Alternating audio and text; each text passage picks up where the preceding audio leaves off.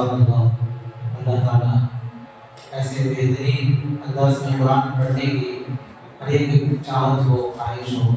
دعا کرو اس بچے کے اشرافی 4 پارے باقی ہیں حافظ ہونے کے لیے انشاءاللہ. 30 پارے قرآن کے 20 پر 6 پارے حفظ ہو گئے، 4 پارے باقی ہیں. اللہ تعالیٰ آپ لوگوں کی دعائیں، بڑے لوگوں کی دعائیں، محلے کی فکر، بستی کی فکر، کرنے والے کی فکر، اللہ نے مدرسہ عالم بنا. اب انشاءاللہ اللہ کے نبی صلی اللہ علیہ وسلم کے دربار میں ہدیہ نام پیش کریں گے. محمد احمد کو دعوت دیتا ہوں، انشاءاللہ ہے نام پڑھیں انشاءاللہ.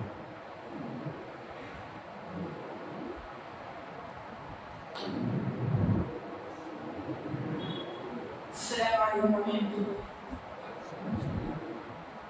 وہ جس کے لیے محفل کونین سجی ہے، فردوس بری جس کے وسیلے سے بنی ہے. وہ جس کے لیے محفل کونین سجی ہے، فردوس بری جس کے وسیلے سے بنی ہے. وہ ہاشم مکی، وہ ہاشم مکی مدنی اور عربی ہے. وہ میرا نبی، میرا نبی، میرا نبی ہے. وہ میرا نبی، میرا نبی، میرا نبی ہے. وہ میرا نبی ہے. احمد ہے، محمد ہے، وہی ختم رسل ہے. مختوم مربی ہے، وہی باغی گل ہے. اس پر ہی نظر، اس پر ہی نظر سارے زمانے کی لگی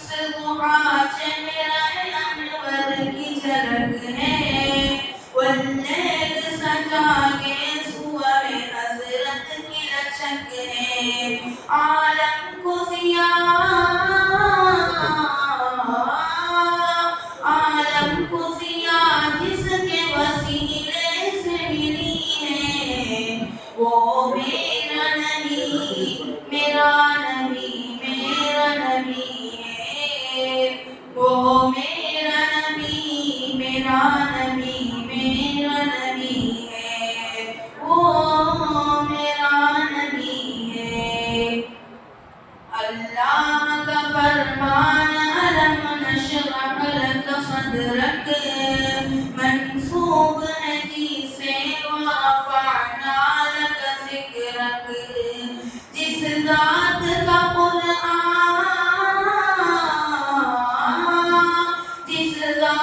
का कुरान में ज़िक्र जली है वो मेरा नबी मेरा नबी मेरा नबी है वो मेरा नबी मेरा नबी मेरा नबी है वो मेरा नबी है मुज़म्मिल यासीन व मुदस्सिर ताहा क्या क्या नए अल्काब से मौला ने पुकारा क्या शान है उसकी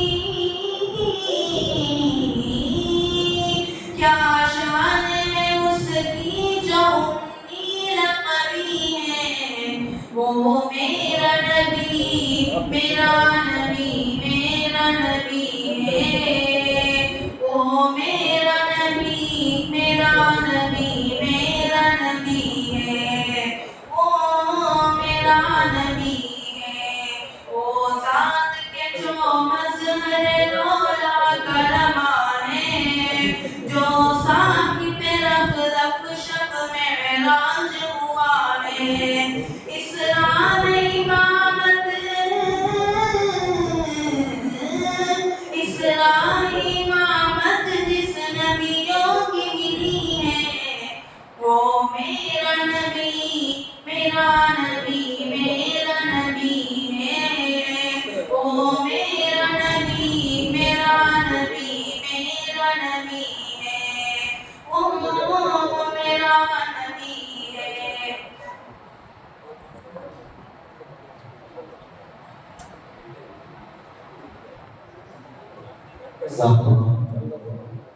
अल्हम्दुलिल्लाह बेहतरीन अंदाज में अल्लाह के नबी सल्लल्लाहु अलैहि वसल्लम की नात हुई।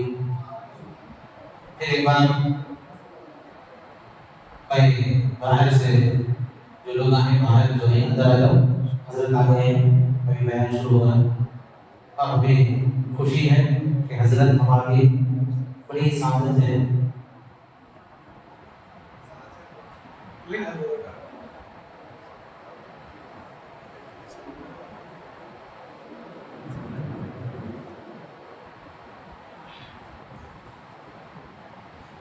इंशाअल्लाह बड़ी खुशी इसमें ये है कि इस महफिल में हमें सब का इरादा करते हुए मतलब ये जवानों को भी फायदा हो जाए, ऊपर रसना वालों को भी फायदा हो जाए और औरतों को भी फायदा हो जाए। ऊपर ये बार औरतों के लिए भी इंतजाम मदरसे में किए हुए, ख़वातीन औरतें की भी खुशी है।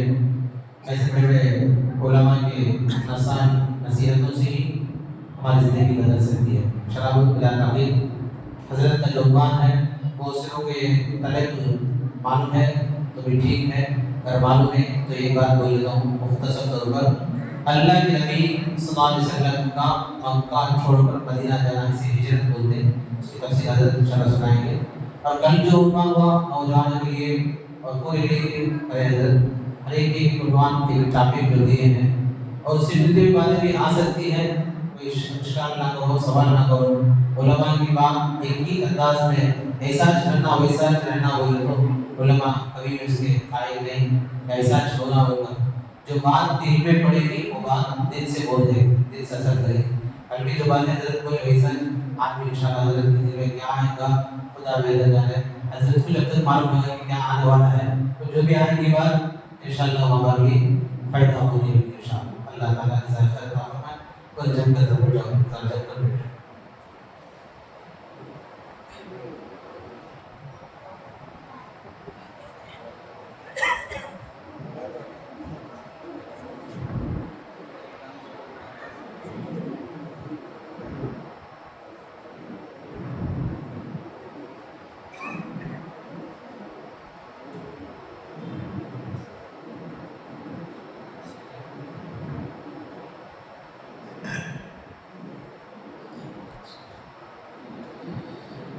السلام عليكم ورحمة الله وبركاته. الحمد لله وكفى وسلام على عباده الذين اصطفى أما بعد.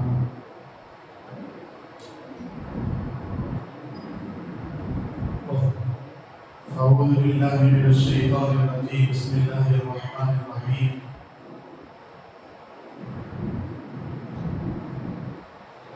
الذين آمنوا وهاجروا وجاهدوا في سبيل الله والذين آووا ونصروا أولئك هم المؤمنون حقا لهم مغفرة ورزق كريم. صدق الله العظيم.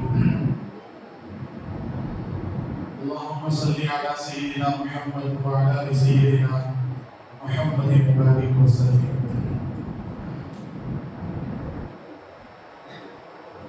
கண்ணியத்திற்குரிய எல்லாம் நல்லடியார்களே, சகோதரர்களே, தாய்மார்களே, தங்களுடைய வீட்டுடைய அனைத்து வேலைகளையும் தள்ளி வைத்துவிட்டு நபியுடைய முகத்திலே நபி அவர்களுடைய சீரத்தை கேட்பதற்காக வேண்டி வருகை தந்திருக்கக்கூடிய சகோதரிகளே, தாய்மார்களே,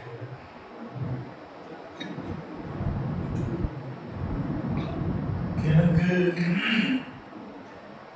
ஹிஜ்ரத் என்ற ஒரு தலைப்பின் கீழ்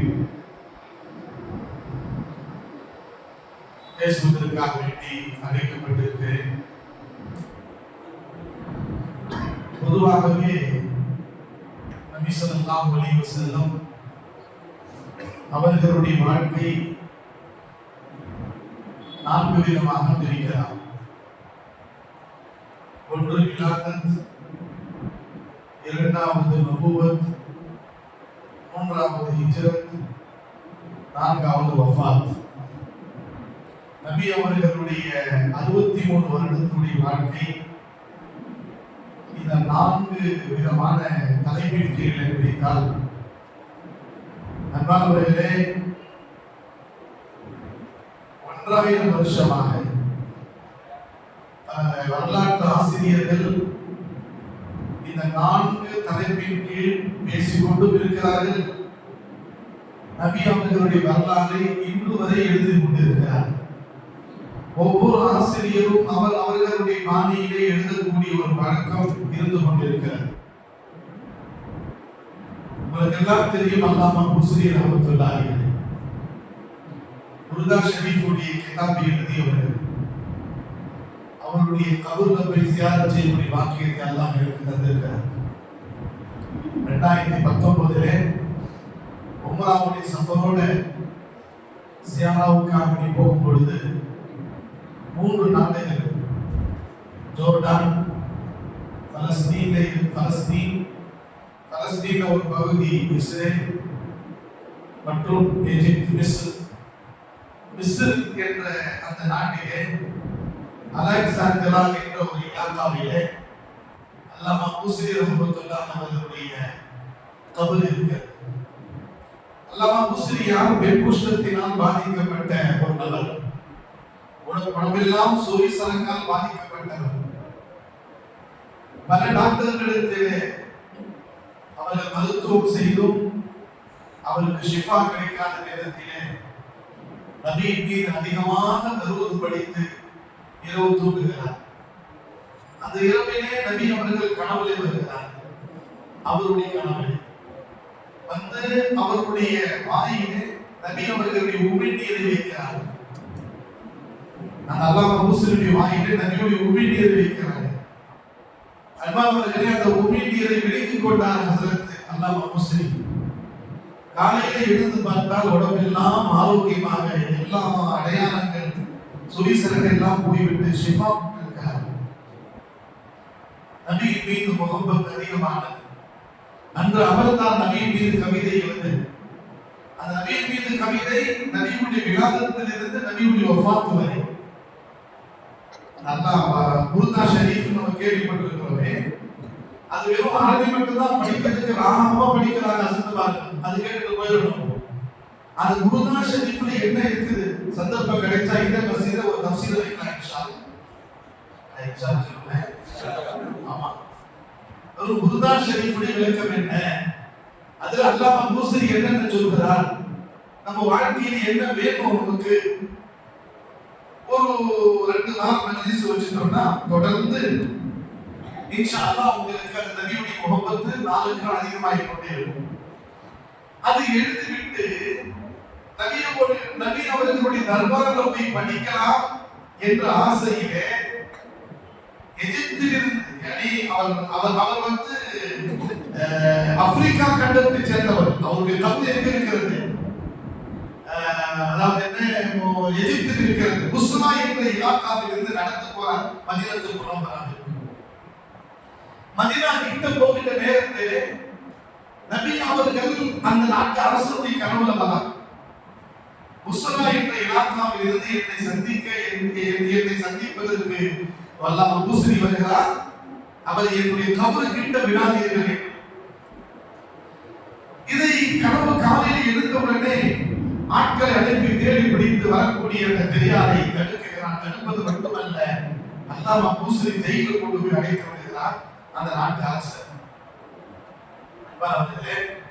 ஜெயிலில் கொண்டு போய் அடைக்கப்பட்ட பிறகு மறுநாள் இரவு நபி அவர்கள் அந்த அரசருடைய கனவுல வந்து, ஏன் அவரை நீங்க ஜெயிலில் அடைச்சீங்க, அரசூரெல்லாம் நீங்க தான் கபர் கிட்ட வரக்கூடாதுன்னு சொல்லிட்டீங்களே, நான் ஏன் வரக்கூடாதுன்னு சொன்னது தெரியுமா, அவர் கையில கொண்டு வந்திருக்கிற அந்த கவிதை என்னை பாராட்டி புகழ்ந்து பத்ர் உஹதுடைய போருடைய சம்பவங்கள் எல்லாம் பாராட்டி அல்லாஹ்வுடைய நுஸ்ரத் எப்படி இறக்கப்பட்டது என்பதை எல்லாம் சொல்லி அவர் கவிதையாக எழுதி வந்திருக்கிறாரே, அந்த கவிதை வந்து என் கபருக்கு முன்னாடி வந்து படித்தால் அந்த படிப்பதற்குள்ளவே என்னை அறியாமலே நான் கை தூக்கி அவரிடத்தில் முசாஃபா செய்து விடுவேன்.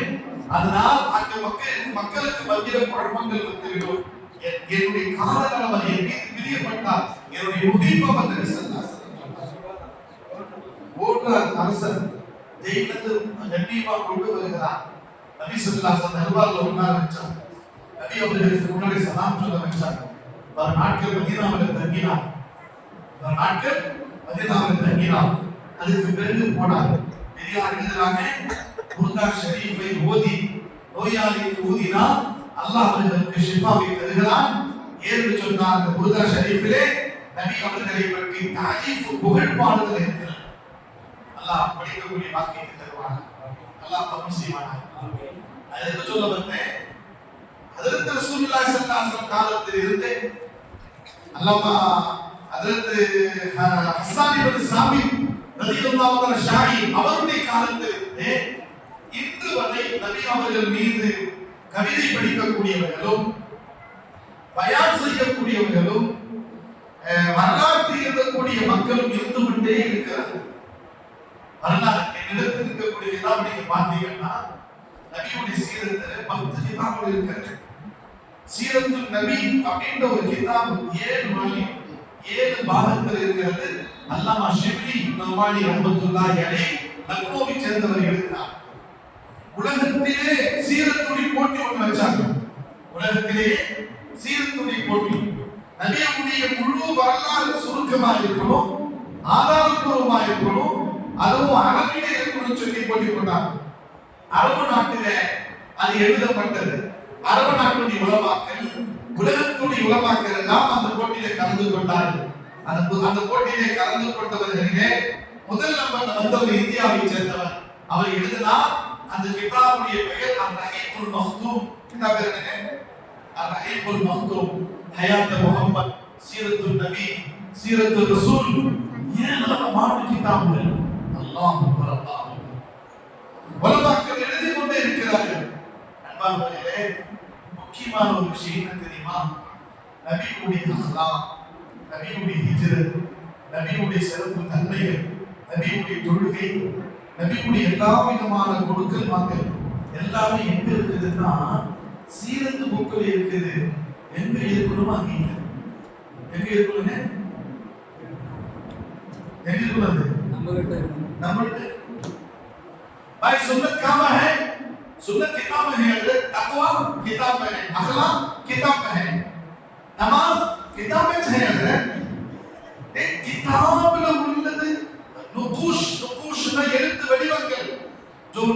हुस्न है वो नुफूस में आना है. எது எழுத்து வடிவத்தில் இருக்கிறதோ அது நம்முடைய வாழ்க்கையில் வருவதற்காக வேண்டிதான் சீரத். ஒரு வருஷம் யார் யார் வந்தாலோ அதே வருஷம் தான் இந்த வருஷம் அமல்வாங்க. புதுசாக யாரும் இல்லை இங்க. புதுசாக சொல்லுங்க, ஒரு ஆளு அல்ல நமக்கு நம்ம மூளையில ஒரு கூபத்தை கொடுத்திருக்கலாம். ஒரு தடவை பார்த்தா மௌத்தோடு மனுஷன் பண்ணிக்கணும், மறக்க மாட்டாங்க. இப்ப பார்த்தவங்க எல்லாம் போன வருஷம் இருந்தவங்க. அப்ப இவங்க மட்டும் தான் நபியின் மீது முகமத்துள்ளவர்களா? 12வது நாள் சாப்பாடு ஆக்கி போடும் பொழுது கூட்டம் எங்கிருந்து வருது தெரியாது. என்ன சார் எங்க வருது தெரியாது. அப்ப அந்த சாப்பாட்டுக்கு வரக்கூடிய கூட்டமா எவ்வளவு பெரிய தியாகம் செய்து மஸ்ஜிதுல் நிர்வாகம் வந்து வாழ்க்கைக்கு துனியாவுக்கு பின்னாடி ஓடிட்டு இருக்கிறியே, கடையில ஓடுறியே, பணம் போறியே. 12 நாளாவது மஸ்ஜிதுல உட்கார்ந்து நபியுடைய தாக்கு நபியுடைய சீரத்தை கேளு. அல்லாஹ் அக்பர். நான் பார்க்கிறோம் எத்தனையோ டிபேட் கருத்தரங்கள் யூடியூப்ல நடக்குது. ஒவ்வொரு கவிஞர், ஒவ்வொரு புலவர், ஒவ்வொரு பேச்சாளர் அவருடைய உதாரணங்களை ராமாயணத்தை பத்தி சொல்றான், மகாபாரதத்தை பத்தி சொல்றான், ஒவ்வொரு கடவுளுடைய வரலாறை பத்தி சொல்லிக் கொண்டிருக்கிறார். அதை கேட்பதற்கு ஆயிரக்கணக்கான மக்கள் டிக்கெட் வாங்கி உட்கார்ந்து இருக்கிறாங்க. உட்காரா இல்லையாங்க? சீரத் பையானுக்கு யாரும் டிக்கெட் இல்லைங்க. இந்த பையானுக்கு கொடுத்துருவாங்களா? இல்ல. சாப்பாடு கொடுத்துருப்பீங்க, பையானுக்கு கொடுத்துருவீங்க. பயானுக்கு நிர்வாகம் செய்யுது. காசு கொடுத்து பெரிய பெரிய அரங்கங்களிலே நம்முடைய மக்கள் கூட அதில் போய் கலந்துக்கிறாங்க. மாட்டு மதத்துடைய கடவுளை பற்றி சொல்லப்படுகிறது, அவர்களுடைய வரலாறு சொல்லப்படுகிறது, அவருடைய சிஷியர்களுடைய வரலாறு சொல்லப்படுகிறது. கேட்பதற்கு ஆயிரக்கணக்கான மக்கள் கொஞ்ச நேரம் ஒதுக்கி போறாங்க. ஆனால் இந்த உலகம் நபி இல்லைன்னா இந்த உலகமே இல்லை. அல்லாஹ் சொல்றான், நபி ஸல்லல்லாஹு அலைஹி வஸல்லம் சொல்றாங்க, ஹதீஸ் குத்ஸில அல்லாஹ் சொல்றான், லவ்லாக்க லிமா ஸலப்துல் அஃப்லாக், நபியே உங்களை படைத்திருக்காவிட்டால் இந்த உலகமே நான் படைத்திருக்க மாட்டேன் அல்லாஹ் சொன்னாரே. அப்பேற்பட்ட உம்மத்தில் பிறந்தனா நபியுடைய சீரத்தை கேட்பதற்கு நாம் தயாராக இல்லை சொல்றது. ஒரு பெருங்கூட்டம் மசீதிக்கும் தூரமா இருக்கிறது. அல்லாஹ் அவர்களுக்கும் நபியுடைய முகப்பத்தை தருவாங்க. நாம் உட்கார்ந்து இருக்கிறோமே, நபியுடைய மஜ்லிஸ் நாம இருக்கிறோம். அதில் தள்ளமா ஒவ்வொரு வருஷம் நான் சொல்றேன் இல்லையா, கரெக்டா கூப்பிடுறாங்க. நான் வந்து எல்லாம் ஒரு வருஷமா இந்த பஸ்ஸில் மறக்கிறதே. அது இங்க கூப்பிட்டாலே டைம் கிடைச்சிருது. ஆர்மியில வேற பஸ்ஸுக்கு கூப்பிட்டா டைம் இல்லை, அந்த டைம்ல வேற பையன் இருக்குது. பாருங்க, நபி ஸல்லல்லாஹு அலைஹி வஸல்லம் அவர்களுடைய ஒவ்வொரு செகண்டை பத்தி பேசுவது இபாதத்துங்க. ஒரு மணி நேரம் 1 மணி நேரம் பேசுறதுன்னா நீங்க இபாதத்துல இருக்கிறீங்க. அல்லாஹ் அந்த இபாதத்தை தொடர்ந்து செய்யக்கூடிய பாக்கியத்தை தருவானா? அன்பானவர்களே, நான் எடுத்துக்கொண்ட தலைப்பு இது எனக்கு கொடுக்கப்பட்ட தலைப்பு இல்ல. சொல்லுங்க, நானே எடுத்துக்கொண்ட தலைப்பு. ஹஸ்ரத் கேட்டாங்க, என்ன தலைப்புல பேசுறீங்க? நான் போன வருஷம் குடும்ப வாழ்க்கை பத்தி பேசுறேன். வேற எதாவது உங்களுக்கு இஸ்திமானி ஜிந்தகி பத்தி பேசுறேன். இப்ப நான் வந்து ஹிஜ்ரத் பத்தி பேசுறேன். ஏன்னா நபியுடைய ஹிஜ்ரத் இல்ல, ஆளுநி வரை ஈமான் வந்திருக்காரு, இந்தியா வரை ஈமான் வந்திருக்காரு. மக்காவில் இருந்து மக்காவை தொடர்ந்து மக்காவில் உள்ள ஆமார்களை விட்டு ஒரு லட்சம் சவாபை விட்டு பிறந்த பூமியை திரும்பி பார்க்காமல் அழுது வட்டமாக எங்க போவோம் தெரியாமல் வழி தெரியாமல் வழி காட்டுவதற்கு ஒரு நபரை அழைத்துக் கொண்டு 6 வயசுல போற நபிகளால் மதீனாவின் பக்கம் திரும்பி பார்க்கல.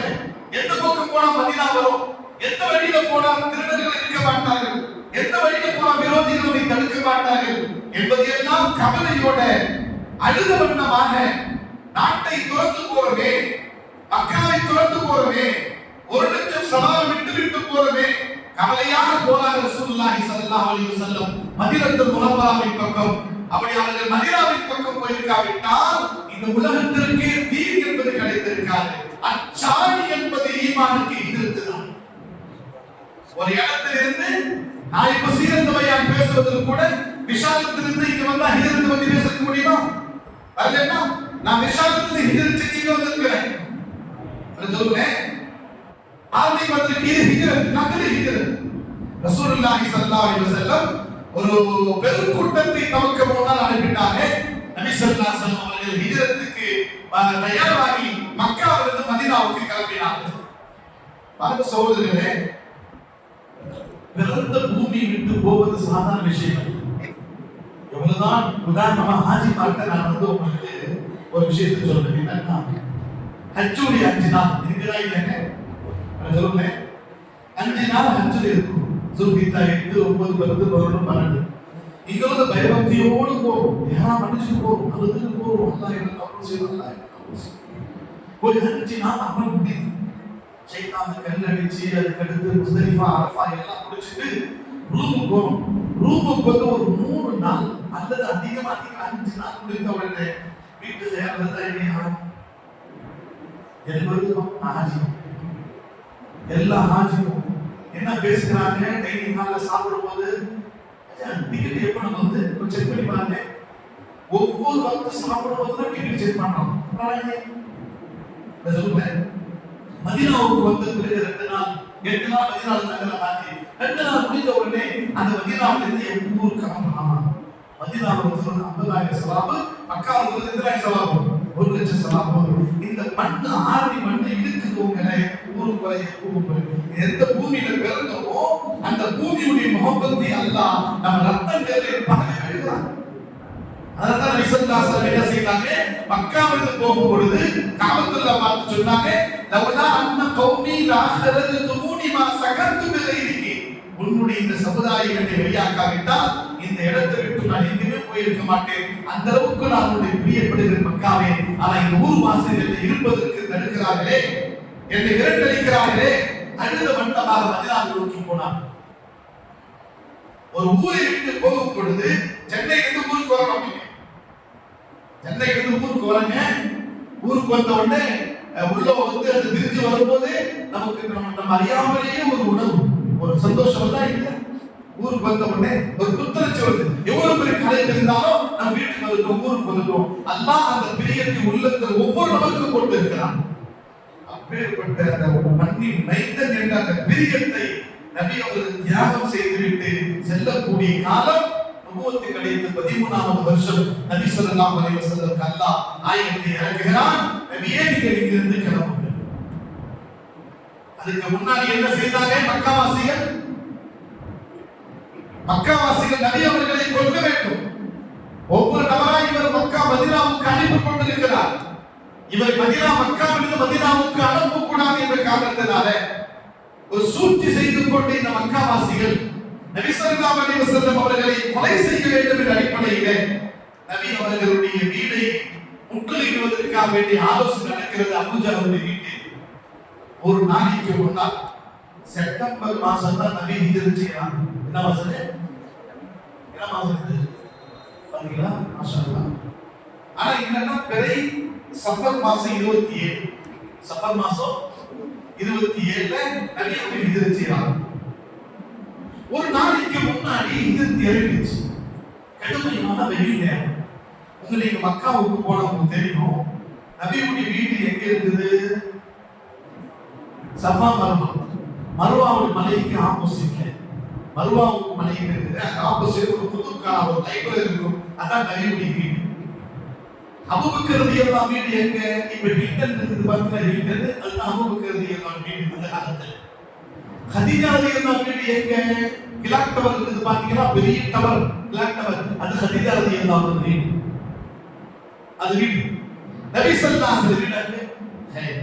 இப்ப நபி ஸல்லல்லாஹு அலைஹி வஸல்லம் என்ன செய்றாங்க, நம்ம அங்கிருந்து எங்க அந்த மர்வாவிலிருந்து சுற்றி கொண்டு ஹில்டன் பக்கம் வரணும். 8 கிலோமீட்டர். ஹாஜிங்க வந்து ஏசிலே வர முடியல. கடுமையான வெயில் நேரத்தில நபி அவர்கள் அங்கிருந்து வருகிறார்கள். தலையில துணி போட்டுக் கொண்டு வராங்க. 2 மணிக்கு நபர் வந்து கதவை தட்டுறாங்க. தட்டின பிறகு இந்த நேரத்தில் யார் வந்திருக்கா அப்படின்னு கதவு திறந்து பார்த்தா ரசூலுல்லாஹி ஸல்லல்லாஹு அலைஹி வஸல்லம் வந்திருக்கிறாங்க. அபூபக்கரே, உங்களிடத்தில் நான் தனிமையிலே பேச வேண்டும். உங்கள் வீட்டுக்காரர்களை ஓரமாக ஒதுங்க சொல்லுங்கள். தனிமையிலே பேசுகின்ற நேரத்திலே எனக்கு ஹிஜ்ரத்துடைய ஆயத்து இறங்கிவிட்டது. நாம் நாளைக்கு இரவு ஹிஜ்ரத் செய்து மதீனாவுக்கு செல்ல இருக்கிறோம். இப்படி சொன்ன உடனேயே அபூபக்கர் ரலியல்லாஹு ஆழ்ந்த கண்ணீர் வடித்தார். கேட்டாங்க, யா ரசூலல்லாஹ் 6 மாத காலங்களாக 2 ஒட்டகத்தை வாங்கி பவுல் என்ற இலைகளை கொடுத்து நான் ஹிஜ்ரத்துக்காக வேண்டிய 2 ஒட்டகங்களை வளர்த்து கொண்டிருக்கிறேன். யார் சொல்றா? நீங்க சொல்லுங்க. அபூபக்கர் அடுத்த தடவை ஹிஜ்ரத்து நான் கேட்கும்போது நீங்க பதில் சொல்லணும் இன்ஷா அல்லாஹ். தொடர் பயான் இருந்துச்சுன்னா 12வது நாள் எல்லாத்தையும் எக்ஸாம் வச்சிருக்கோம். ஆமா, எல்லாத்தையும் எக்ஸாம். பிலாதத்துல இத்தனை கேள்வி, நுபுவத்துல இத்தனை கேள்வி, ஹிஜ்ரத்துல இத்தனை கேள்வி. இது யார் ஃபர்ஸ்ட் செகண்ட் வராங்களோ அவங்களுக்கு அவார்டு. சீரத்துல வெற்றி பெற்ற அவார்டு வாங்கல வீட்டுக்கு மேல நம்ம ஒட்டி வைக்கலாம். அபூபக்கர் ரலியல்லாஹு சொன்னாங்க, யா ரசூலல்லாஹ் 2 ஒட்டகத்தை நான், ஒன்று எனக்கு ஒன்று உங்களுக்கு. நபி ஸல்லல்லாஹு அலைஹி வஸல்லம் சொன்னாங்க, ஒரு ஒட்டகத்தை நான் துட்டு கொடுத்து வாங்க ஃப்ரீயா வர மாட்டேன். நபி ஸல்லல்லாஹு அலைஹி வஸல்லம் எல்லா விதமான தயாரிப்பு செய்ய சொன்னாங்க. அன்பானவர்களே, இரவு ஆகிறது. அடுத்த நாள் நபி ஸல்லல்லாஹு அலைஹி வஸல்லம் தங்களுடைய எல்லா பொருட்கள், அமானிதமான பொருட்கள் எல்லாத்தையும் ஒன்று சேர்க்கிறாங்க. அலி ரலியல்லாஹு கூப்பிட்டாங்க, அலியே நான் இங்கிருந்து நான் கிளம்ப போறேன். நான் படுத்திருந்த கட்டில் நீங்கள் படுத்துக் கொள்ளுங்கள், போர்வை போட்டுக் கொள்ளுங்கள், உங்களுக்கு எந்த தீக்கும் வராது. நான் சொல்றேன் கவனிங்க, என்னது வராது? எந்த தீக்கும் வராது. ஒவ்வொரு நபியுடைய அந்த சம்பவத்திலே நமக்கு படிப்பினை கடைசியில் சொல்ல என்னென்ன படிப்பினை இருக்குதுன்னு சொல்லி, உங்களுக்கு எந்த தீங்கும் வராது. அலி நபி ஸல்லல்லாஹு அலைஹி வஸல்லம் போவதை கேள்விப்பட்ட மக்காவாசிகள் அபூஜஹலுடைய மைமாக்கள் எல்லாம் 3 நபர்கள் நபியோருடைய வீட்டை முற்றுகையிட்டார்கள். அனைவருடைய கையிலே வாள் இருக்கிறது. வெளியே வந்த உடனே நபி ஸல்லல்லாஹு அலைஹி வஸல்லம் நவுதுபில்லாஹ் வெட்டிவிட வேண்டும் என்ற ஒரு சூழ்ச்சியில் நின்று கொண்டிருக்கும் பொழுதுதான் அல்லாஹ் நபி அவர்கள் வெளியே வர சொன்னார். வெளியே வந்தார்கள், மண்ணை எடுத்தார்கள், ஷாஹத்தில் உஜூ என்று சொல்லி வீசி எறிந்தார்கள். இப்படி ஷாஹத்தில் உஜூ, அவர்களுடைய முகம் கருப்பாக ஆகட்டும் என்று வீசி எறிந்தார்களே, பூமியில் எடுத்த மண்ணை அடித்த உடனே அனைவர்களுடைய 100 பேருடைய கண்ணில் அந்த மண்ணு போய் பட்டது. நபி அவர்கள் வெளியே வரும் பொழுது அந்த பைமாங்களே நபி அவர்களுக்கு வெளிப்பட்டாங்க. அவளை அடிக்க வந்தவங்களே என்ன செய்றாங்க? வெளிப்பட்டாங்க. அல்லாஹ் குர்ஆன் ஹசீன சொல்றான், வஜஅல்னா மின் பைனி ஐதீஹிம் சத்தன் வ மின் கல்ஃபிஹிம் சத்தன் ஃபஅக்ஷைனாஹும் ஃபஹும் லா யுப்சிரூன். நபி அவர்களுக்கு முன்னாடியும் பின்னாடியும், அந்த மக்களுக்கு முன்னாடி பின்னாடியும் நாம் திரை ஏற்படுத்தி விட்டோம். அவர்களுக்கு தடுப்பு சோதனை மாதிரி ஏற்படுத்தி விட்டோம். அவர்கள் நபி அவர்களை பார்க்க முடியல, பார்க்க முடியாத அளவுக்கு அல்லாஹ் அவர்களை ஆக்கி விட்டான். இரவோடு இரவு போயிட்டான். அந்த நபி ஸல்லல்லாஹு அலைஹி வஸல்லம் போகும்போது வழியில ஒருத்தர் பார்த்தார். நாமளா பார்த்துட்டாங்க. நபி ஸல்லல்லாஹு அலைஹி வஸல்லம் வீட்டாண்ட அந்த விவசாயி வரும்போது, என்ன எல்லாம் சுத்தி உட்கார்ந்துருக்கீங்க, நின்றுட்டு இருக்கீங்க? இல்ல, முகமது கொல்ல வந்திருக்கு, வெளியே வந்தவனும் கொள்ளுங்க. முகமது நான் தெருவில் வந்தேன். அபூஜஹல் சொன்னா, நாங்கள் ஏமாற்றப்பட்டு விட்டோம், கிளம்புங்கள் வீட்டில் போய் பார்த்தா, வீட்டுல போய் உங்களுக்கு அலி ரலியல்லாஹு கல்லு போட்டாங்க, சோறு போறாங்க. அலி ரலியல்லாஹு அவர்களுக்கு எந்த விதமான பாதிப்பு இல்லை. எங்க உங்களுடைய சகோதரர், எங்க உங்களுடைய நபிகளுக்கு தெரியாதுட்டாங்க. அலி ரலியல்லாஹு கைதுபட்டு காபத்துல்லாஹ் கொண்டு போய் அடிக்க முயற்சி செய்தாங்க. அவர் சொல்லாமல் விட்டுட்டாங்க. ஏன்னா பெரிய சாந்தாரி யாரு? அலி ரலியல்லாஹு மஸ்ஜித் பைத்துல்லாஹ்வுடைய முத்தவல்லுடைய மகன், அபூ தாலிபுடைய மகன் தான் இது. அடிக்காமல் அவர்களை விட்டு விட்டார். கடைசியாக என்ன செய்கிறார் அபூஜஹல்? முஹம்மதுடைய தலையை கொண்டு வருவோருக்கு 100 ஒட்டகத்தை பரிசாக தருகிறேன். அன்பானவர்களே, பாருங்க, அல்லாஹ் தஆலா நபி அவர்களை எப்படி எல்லாம் பாதுகாக்கிறார். ஒவ்வொரு முஸ்லிமுக்கும் நபி அவர்கள் அல்லாஹ்வின் மீது நம்பிக்கை வர வேண்டும். அல்லாஹ் மேல் பரோசா இருக்கணும். அல்லாஹ்வின் நம்பிக்கை வைத்து விட்டால் எப்படியும் அல்லாஹ் நம்மை பாதுகாப்பான். முதல்ல அல்லாஹ் நபி வீட்டிலிருந்து பாதுகாக்கிறார். அல்லாஹ் எப்படி பாதுகாப்பான்? அலியே உங்களுக்கு எந்த தீங்கும் வராது. அலி ரலியல்லாஹு அன்ஹு பாதுகாத்தார், ரசூலுல்லாஹி அல்லாஹ் பாதுகாத்தார். மதீனாவுக்கு இப்படி போற அப்படின்னு சொன்னா, மாற்று பாதையை தேர்ந்தெடுத்து நபி அவர்கள், நபி ஸல்லல்லாஹு அலைஹி வஸல்லம் வேறு பாதையை கொண்டு போனார். ரிவாயத் வருது, ஹரமில் இருந்து சவுர் குகை வரை 3 மைல் தூரம் இருக்கிற 5 கிலோமீட்டர் இருந்து சொல்லுங்க, 5 கிலோமீட்டர். நபி ஸல்லல்லாஹு அலைஹி வஸல்லம் என்ன செய்றாங்க? பொதுவாகவே மக்கா வாசிகளுடைய சில நபர்கள் இருந்தாங்க, திறமையான மக்கள் இருந்தாங்க. அவங்க எப்படி இருந்தாங்கன்னா, காலுடைய அடிச்சுவடுகளை பார்த்து இது யாருடைய கால் சொல்லி கண்டுபிடிச்சுவாங்க. புரியுதுங்களா? முழு அந்த காலுடைய முழு பாதம் பூமியில பட்டு அந்த பாலைவனத்தில் இருந்துச்சுன்னா அந்த நிஷானியை பார்த்து அடிச்சுவடுகள் நிஷானியை பார்த்து சொல்லுவாங்க, இந்த பக்கம் முத்தரிசா போய்கிறாரு, இந்த பக்கம் அவர் அசத்து போய்கிறார், இந்த பக்கம் நதியை போய்கிறாரு சொல்லுவாங்க. நபி அவர்கள் 5 கிலோமீட்டர் தூரம் வரையும் எப்படி இருந்தாங்க தெரியுமா? இப்படி இருந்தாங்க. எப்படி இருந்தாங்க? பின்னாடி உள்ள பாதி இந்த கால் வந்து பூமியில படாம வெறும் இந்த மாதிரி நபி ஸல்லல்லாஹு அலைஹி நடந்து போனாங்க சவுர் குகைக்கு. நான் சொல்றேன், என்ன மாய வகையில அந்த குகை சொன்னேன், நம்ம சொல்றோம் கிதாப் இருக்குது. ஏன்னா மதீனா வரைக்கும் சென்று எந்தெந்த அஸ்மாபுகள் நபி அவர்கள் கையாள வேண்டுமோ எல்லாத்தையும் நபி ஸல்லல்லாஹு அலைஹி யூஸ் பண்ணாங்க. சவுர் குகையில மேலே ஏறுறாங்க. கொஞ்ச தூரம் மேலே ஏறின உடனே கையில ரத்தம், கால ரத்தம். அதை ஏற முடியல. அந்த நிலைமை பார்த்து அபூபக்கர் ரசூலுல்லாஹ் ஏறாதே முதல் ஏறிக்கிறேன், நான் உங்களுக்கு மேல கொண்டு போறேன். நபி ஸல்லல்லாஹு அலைஹி வஸல்லம் அவர்கள் அபூபக்கர் ரலியல்லாஹு முதல் ஏறி கொண்டார்கள். அபூபக்கர் ரலியல்லாஹு அவர்கள் சவுர் குகை மேலே வரைக்கும் தூக்கிட்டு போறாங்க நபி அவர்கள். சவுர் குகையில போய் நபி அவர்களை பக்கத்துல உட்கார வைத்து நான் உள்ள போனேன். எல்லாத்தையும் சுத்தம் செய்ய சொல்லலாம்.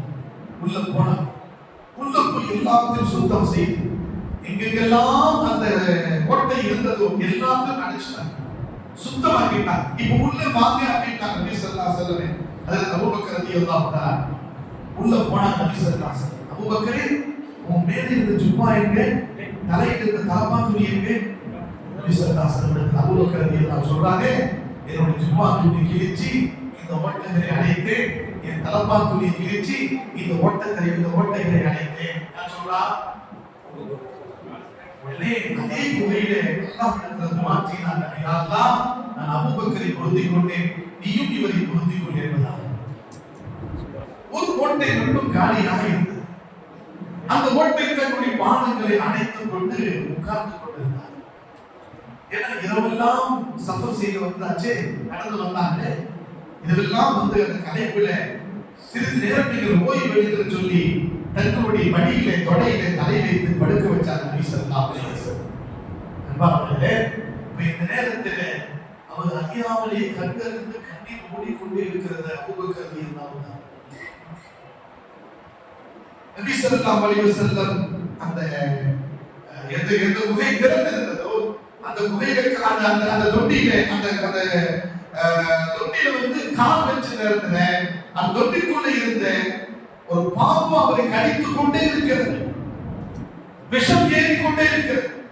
நான் கொண்டு அசைந்தால் நபிகளுடைய தூக்கத்துக்கு என்ன ஏற்படும், இடையூறு ஏற்படுமே என்ற காரணத்தில் அசையாமல் அழுது பார்த்தீங்களா, அந்த அழுகையுடைய கண்ணீர் ரசூலுல்லாஹ்வுடைய முகத்தில் பட்டது. எழுந்து உட்கார்ந்து என்ன ஆச்சு, ரசூலுடைய ஏதோ ஒரு மூச்சு உள்ளே இருக்கிறது, என்னை கடித்துக் கொண்டிருக்கிறது. நான் என்னன்னாங்க, அந்த குகையில் ஒரு பாம்பு வெளியே வருகிறது, பாம்பு வெளியே வருகிறது.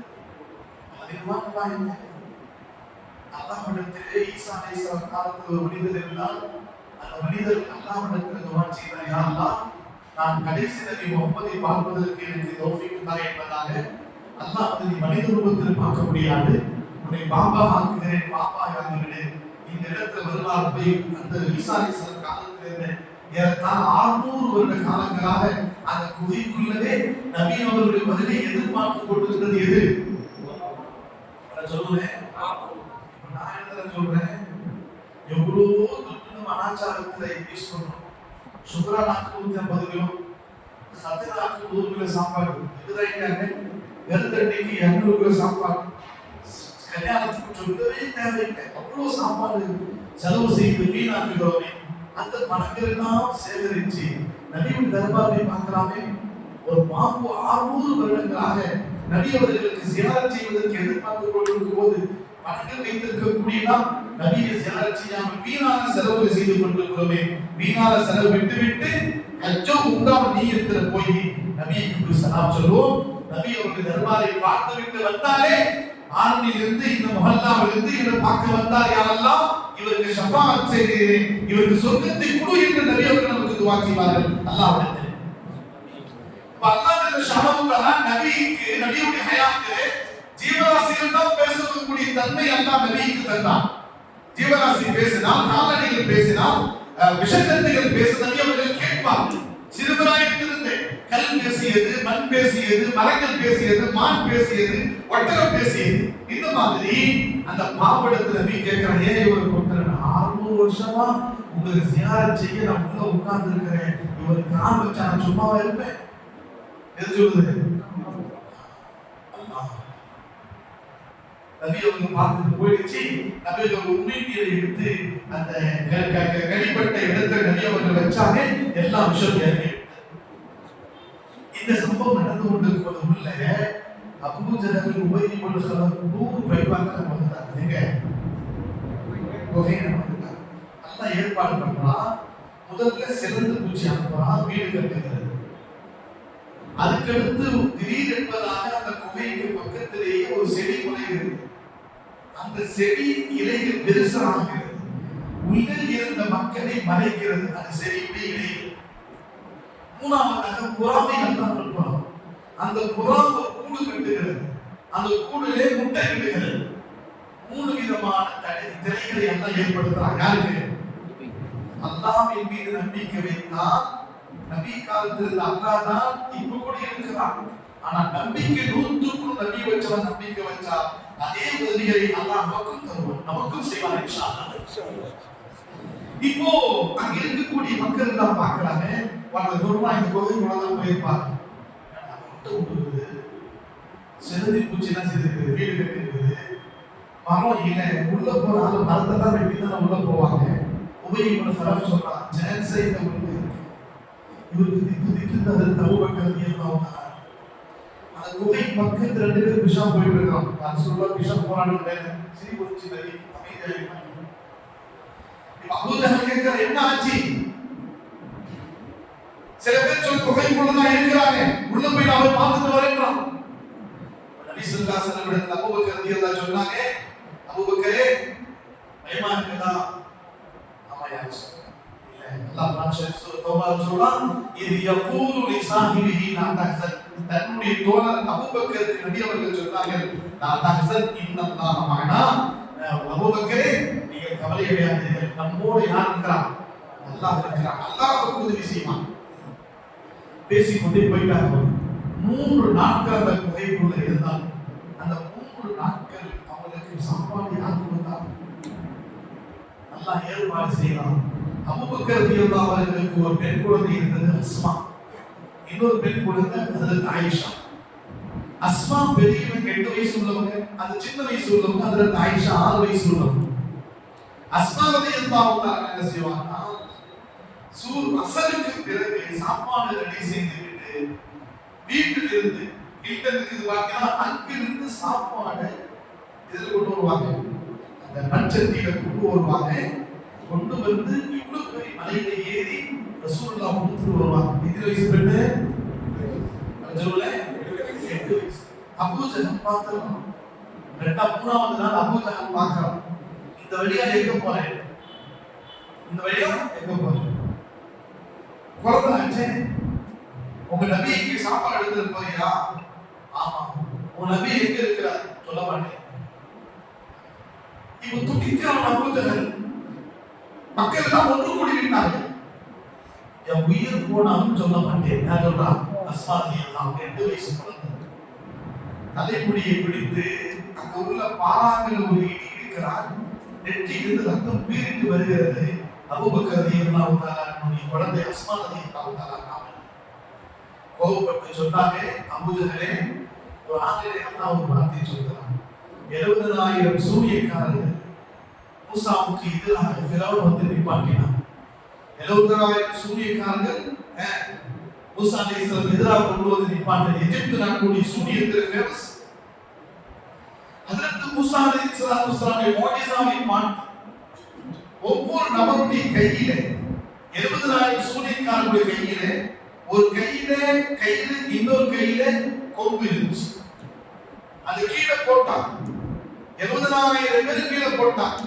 1,40,000 70,000 குச்சி 70,000 கிலோங்க கை கீழே போட்ட உடனே பாம்பா மாறிடுச்சு. தனியா நிக்கிறாங்க மூசா அலைஹிஸ்ஸலாத்து வஸ்ஸலாம். இப்போ 70,000 பேருடைய கையில் இருந்து 1,40,000 பாம்புகள் மூசாவை கடிக்க நோக்கி ஓடி வருகிறது.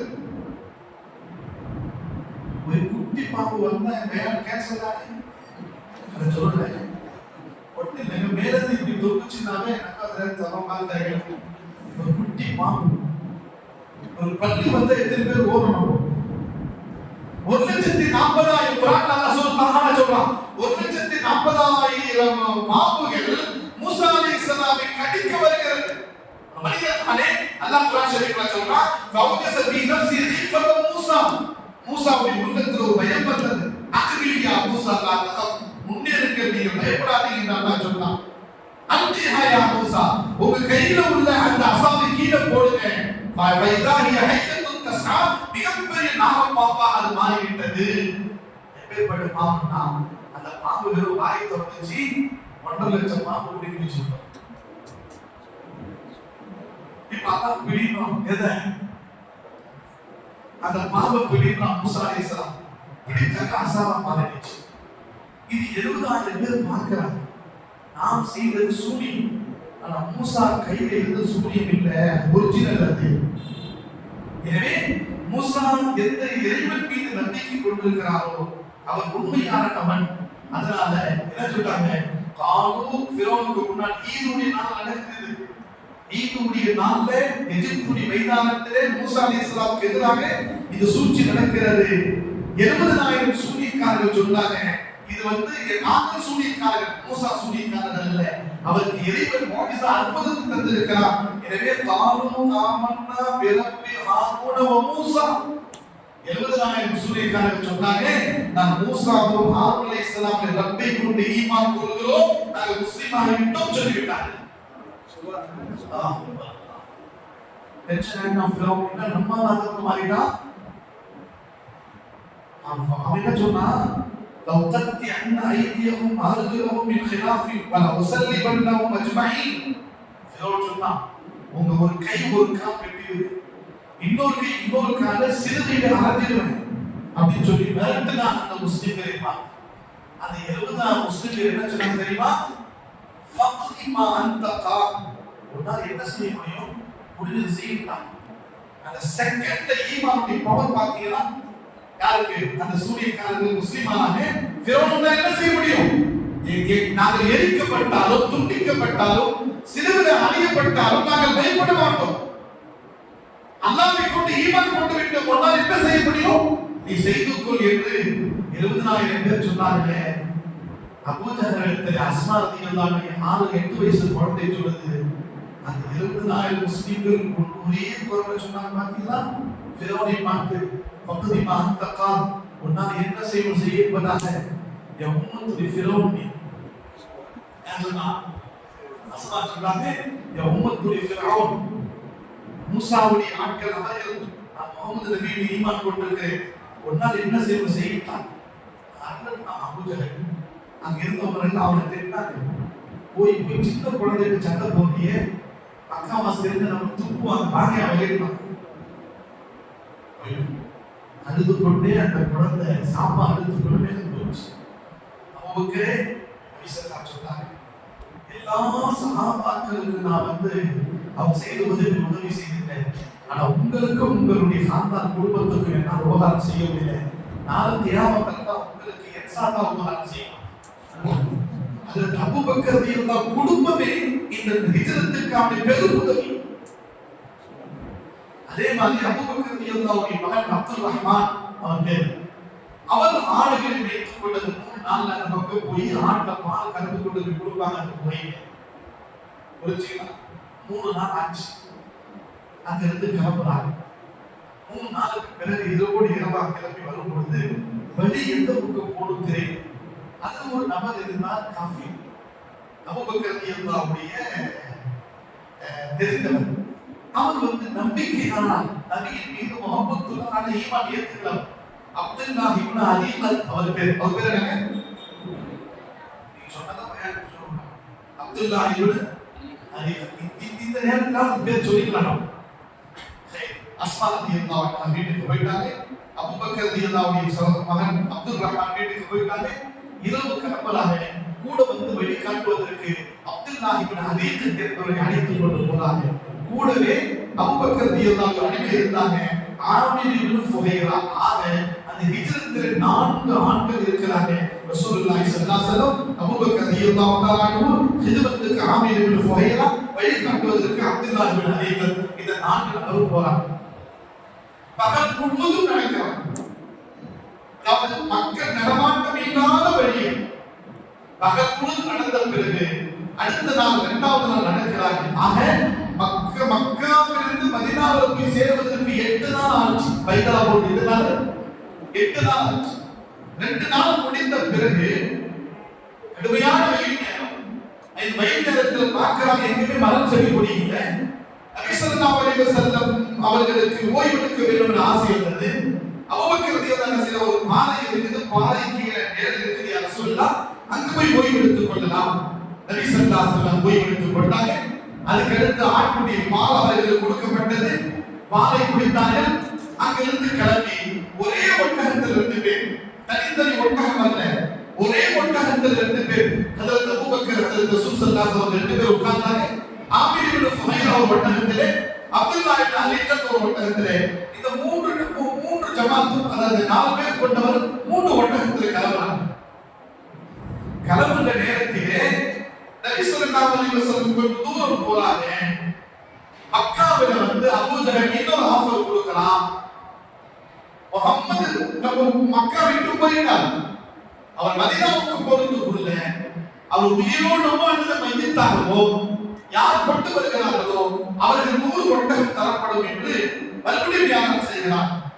ஒரு தெருவிலே சுற்றி கொண்டிருந்த சுராத்தா இப்னு ஜக்ஷம், இன்னொரு ரிவாயத்தில் சுராத்தா இப்னு மாலிக், சுராத்தா என்ற நபர் போர் வீரர், நல்ல குதிரையிலே வேகமாக சொல்லுவாங்க தேசூரி வீரர். அவர் அந்த 100 ஒட்டகத்துடைய ஆசையிலே நபி அவர்களை கொல்வதற்கு ஓடி வருகிறார். மக்காவிலிருந்து வேகமாக வருகின்ற நேரத்திலே நபி அவர்கள் ஓய்வெடுத்துக் கொண்டு கொஞ்சம் தூரம் போனாங்க. பின்னாடி திரும்பி பார்த்தா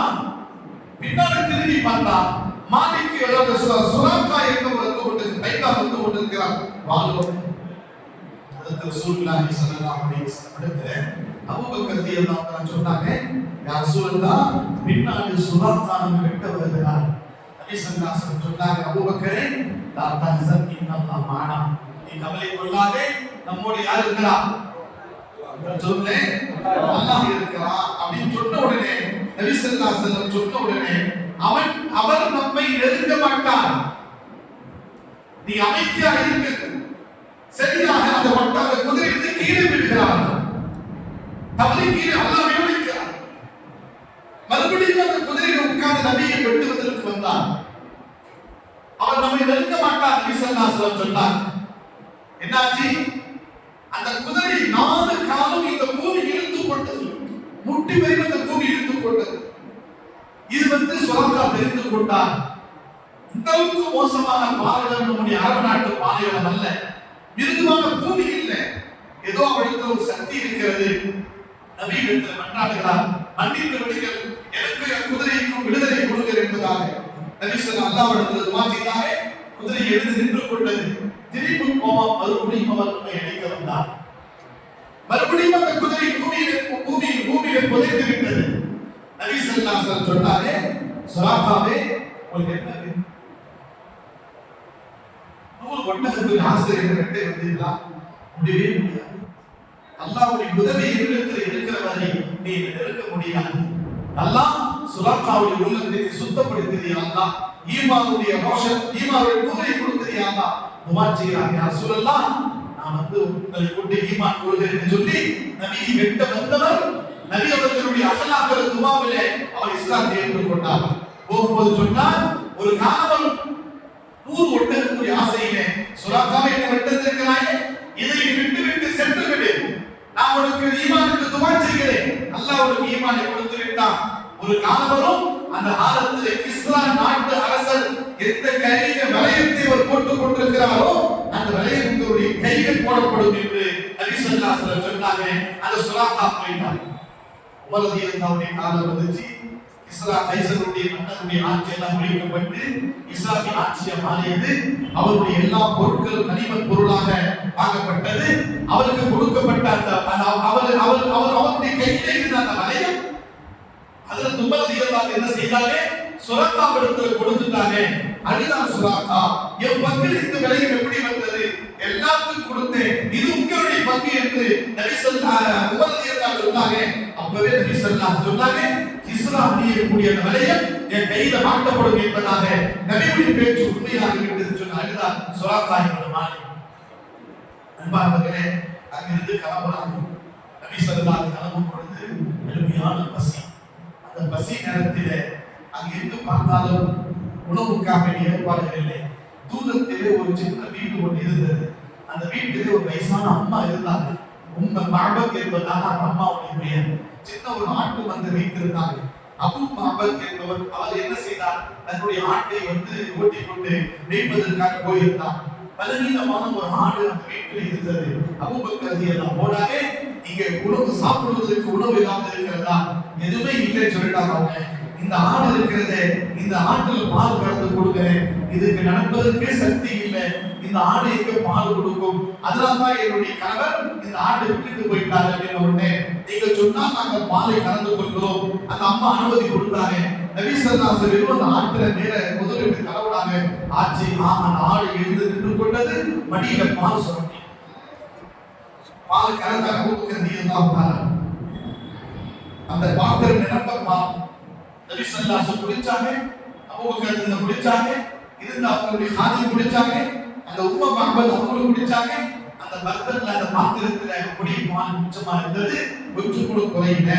இது உங்க வீட்டுக்கு வைத்து கொடுத்து சொல்லிவிட்டு போனாங்க. அன்பார்ந்தவர்களே, வந்து கணவர் வருகிறார். என்று நம்ம வீட்டு ஒளிமையுமா இருக்கிறது? நம்ம வீட்டுல ஒரு சந்தோஷத்துக்கு எதனால கேட்கும் பொழுது நடந்த சம்பவத்தை சொன்னாங்க. வந்தவர் தான் முகமது நபி ஸல்லல்லாஹு அலைஹி வஸல்லம். அவரை நான் எதிர்பார்த்து கொண்டிருந்தேன். அவரை கொண்டு ஈமான் கொள்ளலாம் வாங்க என்பதாக வழியிலேயே இருவர்களும் சென்று நபியை கொண்டு ஈமான் கொள்கிறார்கள். ரசூலுல்லாஹ் உங்களை கொண்டு நாங்கள் ஈமான் கொள்கிறோம். மதீனா கிட்ட போகும் பொழுது அப்துல்லாஹ் இப்னு சுபைர் அப்துல்லாஹ் இப்னு சுபைர் இப்னு அவாம் ரலியல்லாஹு தஆலா அன்ஹு யமன் நாட்டிலிருந்து வியாபாரம் செய்து விட்டு அந்த வழியா வராங்க.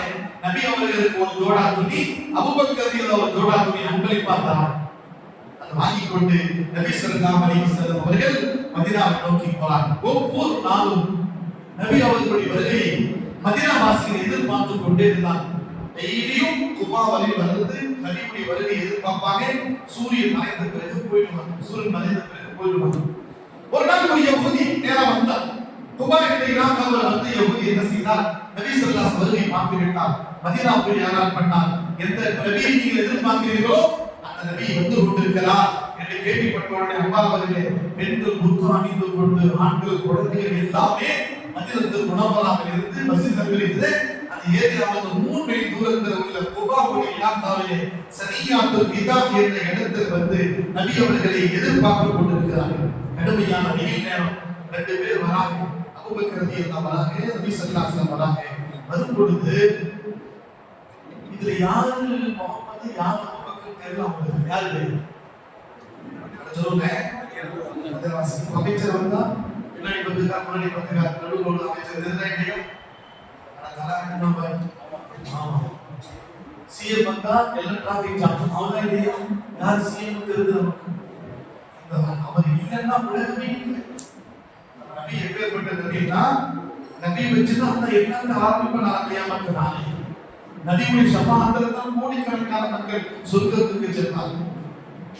நபியுடைய துஃபைல தான் அவருக்கு ஈமானும் கிடைத்திருக்கிறது. அப்பேற்பட்ட நபி ஹஜ்ரத் அபூபக்கர் தான் போறாங்க. இதுல யார் நபின்னு சொல்லி கண்டுபிடிக்க முடியல மக்களுக்கு. 2 பேரும் சீதா சமதமா இருக்கிறாங்க. இதை விலகிக் கொண்டார்கள் அபூபக்கர் ரலியல்லாஹு. மக்கள் கன்ஃபியூஸா இருக்கிறாங்க அப்படின்னு சொல்லி நான் உடம்புல இருந்த ஒரு துண்டை எடுத்து நபியுடைய தலையின் மீது இப்படி நிழல் காட்டினார்கள்.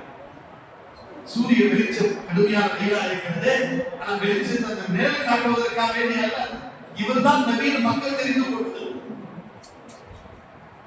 இப்படி நிழல் காட்டினார். நபி ஸல்லல்லாஹு அலைஹி வஸல்லம் வருகையை பார்த்து மக்கள் எல்லாம் சந்தோஷப்பட்டு நேரம் வந்தாங்க. அந்த சனியாத்துல் விதா என்ற அந்த இடத்திலே சின்ன சின்ன குழந்தைகள், பெண் குழந்தைகள், ஆண் குழந்தைகள், பெரியவர்கள் எல்லாம் தலால் பத்ரு அலைனா மின் சனியாத்துல் விதாஇ வதபஷபுர் அலைனா மாதா இல்லாஹி அப்படி சொல்லி எங்கள் ஊரிலே எங்கள் மீது அற்புதமான நில உதயமாகிவிட்டது, அற்புதமான நில உதயமாகிவிட்டது. அவர்கள் மீது சுகுர் செய்வது, நன்றி செலுத்துவது எங்கள் மீது கடமை என்று பாராட்டி அந்த மதீனாவாசிகள் நபி ஸல்லல்லாஹு அலைஹி வஸல்லம் அவர்களுக்கு அந்த பைத்தை படித்தார். நபி சந்தோஷப்பட்டார். மக்கள் எல்லாம் நபி வந்தனால ஆரவாரம் செய்தார். மதீனாவில் ஒளிமயமாகிடுச்சு. அரசு இவனை மாலிக் ரலியல்லாஹு சொன்னாங்க, எப்பொழுது மதீனாவில் நபி அவர்கள் காண்பித்தார்களோ முழு மதீனா இருளிலிருந்து வெளியாகி ஒளிமயமாகி விட்டது. அதான் என்ன ஒளிமயமாக விட்டது. நபி அவர்கள் எப்போது வஃபாத்தானார்களோ அந்த ஒளிமயமாக இருந்த அந்த மதீனாவே இருட்டில் மூழ்கி விட்டது என்று அனஸ் ரலியல்லாஹு தஆலா சொன்னார். அப்பேற்பட்ட ரசூலுல்லாஹி ஸல்லல்லாஹு அலைஹி வஸல்லம் மதீனாவுக்குள்ள பாடல்ல வராங்க, குபா என்ற இலாக்காவில் வராங்க. சகோதரர்களே, நபி அவர்கள் செய்த முதல் வேலை என்ன தெரியுமா? முதல் வேலை மஸ்ஜித் கட்டினார். நபி ஸல்லல்லாஹு அலைஹி வஸல்லம் கட்டப்பட்ட முதல் மஸ்ஜித் குபா.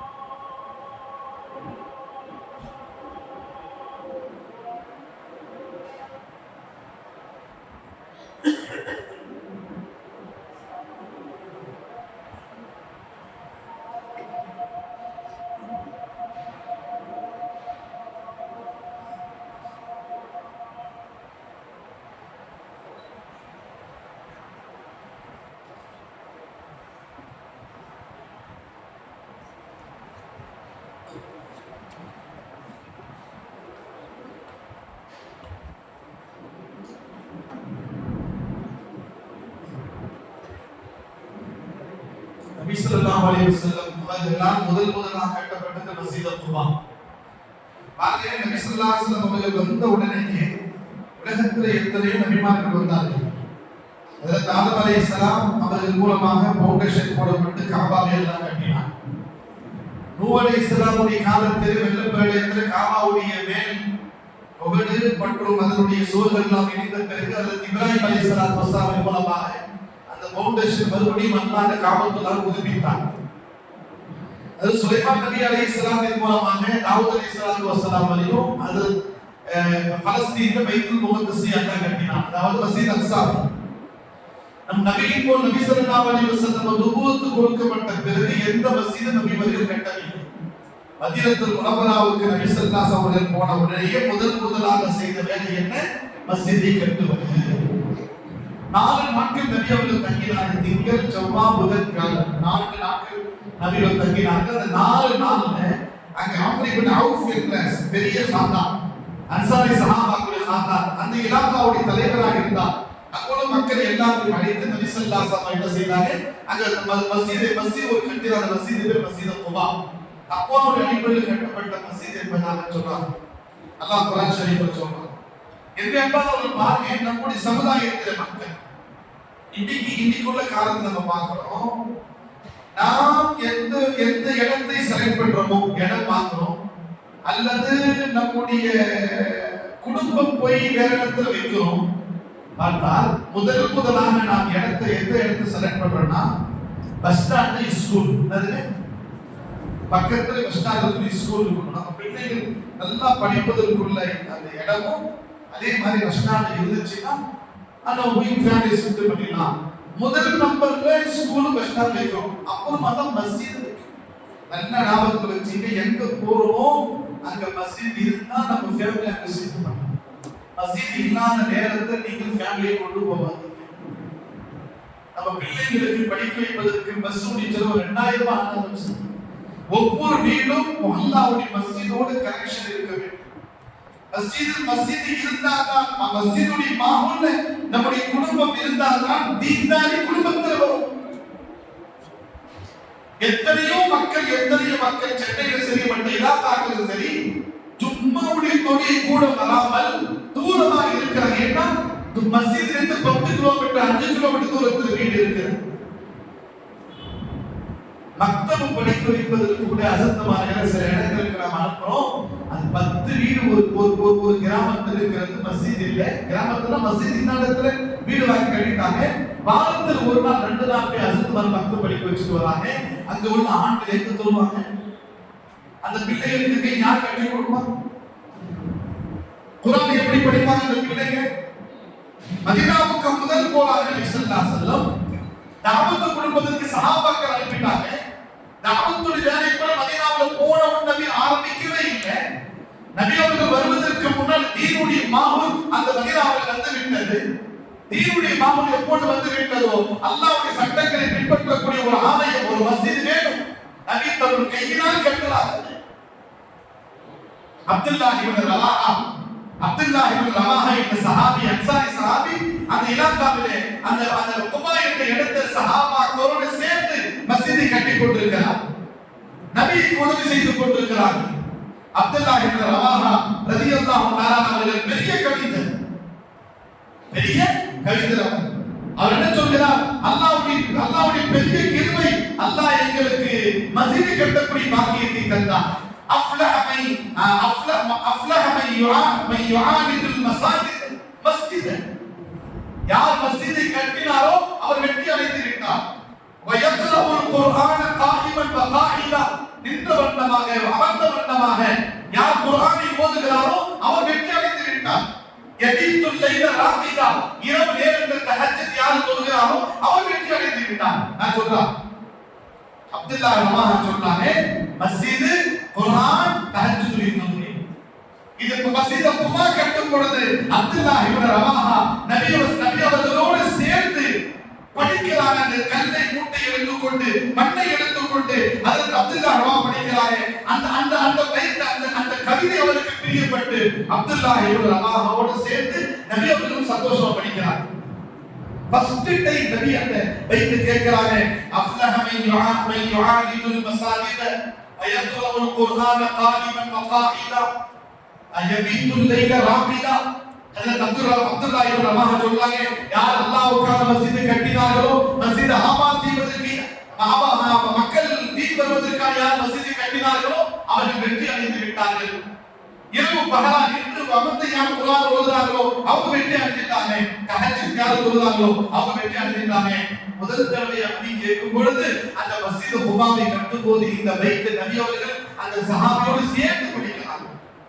அந்த மஸ்ஜிதை பாராட்டி அல்லாஹ் குர்ஆன் 11 ஜுஸ்ல சொல்றான், மஸ்ஜித் குபா என்பது சாதாரண மஸ்ஜித் அல்ல. முதலாக நபி அவர்கள் ஹிஜ்ரத் மதீனாவுக்கு வந்த பிறகு தக்வாவுடைய அடிப்படையில் கட்டப்பட்ட மஸ்ஜித் அது. மஸ்ஜித் என்ன செய்யுது நமக்கு? இந்த மஸ்ஜித் பேர் என்ன? மஸ்ஜித் குபா. சென்னை. இந்த மஸ்ஜித் உங்களுக்கு என்ன தருது? தக்வாவை தருகிறது, குர்ஆன் ஓதி தருகிறது, மக்தபை தருகிறது, ஈமானை தருகிறது. உங்களை தீன்தாரியாக ஆக்குகிறது இந்த மஸ்ஜித். அல்லாஹ்வுடைய தர்பார்ல போய் நான் நெற்றி கொண்டு போய் நான் பூமியில வைத்து அல்லாஹ்வுக்கு தஸ்பீஹ் செய்யணும்னா நம்ம வாழ்க்கையில அல்லாஹ் நூறாணியத்தை தருகிறான். சுபு தொழுது விட்டு நீங்க வெளியே போங்க, அல்லாஹ் உங்க வாழ்க்கையில எவ்வளவு பரக்கத்தை தரான். இரவு தொழுது விட்டு இஷா தொழுது விட்டு வீட்டுக்கு போங்க, உங்க வியாபாரத்தை அல்லாஹ் பரக்கத்தை தருவான். சுகூனான வாழ்க்கை அல்லாஹ் தருவான். நம் உலகத்தில் பிறந்திருப்பதே மஸ்ஜித் ஆபாத் செய்வதற்காக வேண்டிதான். ஹிஜ்ரத்துடைய முதல் படி நபி மதீனாவுக்கு கால் வச்ச உடனே நபி ஸல்லல்லாஹு அலைஹி அல்லாஹ்வை இபாதத் செய்வதற்கு மஸ்ஜிதை கட்டினார்கள். வெறும் இந்த 12 நாள் இரவுல மட்டும் மஸ்ஜித் ஆபாத் செய்யாமல் லைலத்துல் கத்ர் வரட்டும், ஷபே பராத் வரட்டும். ஷபே பராத்ல கூட்டம் ஒன்று வருதுங்க, முதுவலி பட்டே அசத் எல்லாம் பரேஷான் ஆயிடுறாங்க. இவங்க எப்படிலாம் கண்ட்ரோல் பண்றது, இவங்க எப்படி கொடுக்குறது, தண்ணி காலி ஆகிடுது, மோட்டர் போட்டுட்டே இருக்கணும், மோதுசான் டென்ஷன், இமாம் சான் டென்ஷன், முதுவலி சான் டென்ஷன், எல்லாமே அதுக்கு தனியா உட்கார்ந்து அவ ஷபேல தாண்டல பயான் ரக்கலாம், பூதிதேனா ஓதேனா உட்காரவே இல்லைங்க. லைலத்துல் கத்ர் அதை விட பெரிய டென்ஷன். இந்த சிறப்பு இரவுக்கு தொழுது விட்டால் நம் கடமை முடிந்து போச்சு நினைக்கக்கூடிய முஸ்லிம்கள் உலகத்தில் அதிகமாக இருக்கிறார்கள். சகோதரர்களே, ஒவ்வொரு நபரும் வந்து மஸ்ஜித் ஆபாத் செய்ய வேண்டும். அதனால தான் நபி அவர்கள் அந்த குபா என்ற இடத்திலே ஒரு மஸ்ஜிதை கட்டி அந்த மக்களுக்கு கொடுத்தார். எப்படி ஆபாத் செய்தாங்க தெரியுமா? அந்த குபா வாசிகள் அல்லாஹ் அக்பர் அல்லாஹ் அக்பர் இரவு பகல் அந்த மஸ்ஜிதை தொழுதார். அது மட்டுமல்ல, திடீர்னு மதீனத்துல் முனவ்வராவிலே மஸ்ஜித் நபவியிலே குபா வாசிகளை பாராட்டி ஒரு ஆயத்தை அல்லாஹ் இறக்கினான்.